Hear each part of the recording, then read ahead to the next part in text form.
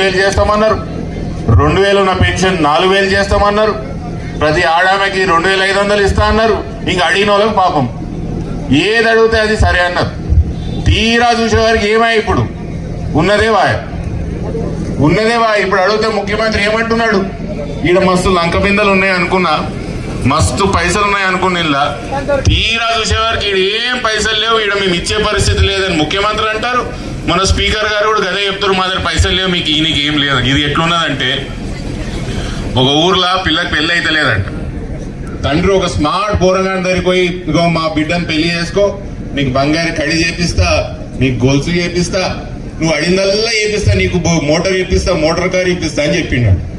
తీరా పిల్లగాడిన మీరు పెళ్లి చేసుకున్న తర్వాత అల్లుడు పెద్ద మనిషికి అడిగితే ఏమే మామ నా కడి ఏమేమాయి గొలుసు ఏమాయి అంటే, అల్లుడు అప్పుడు చూడనికి స్మార్ట్ గా అనిపించినావు కానీ ఇప్పుడు నీకు బట్టతలు వచ్చింది. మళ్ళీ పాపం అల్లుడికి మంచిగానే ఉన్నాడు, బట్టతలేం లేదు. ఇప్పుడు ఈ మామకి కనిపించింది అన్న బట్టతలు. గట్ల తెలంగాణ రాష్ట్రంలో మంచిగా ఉన్న తెలంగాణ రాష్ట్రం ఏం అప్పులు లేవు, ఏం లేవు. సంవత్సరం కిందటి లేని అప్పులు ఇప్పుడు వస్తాయి.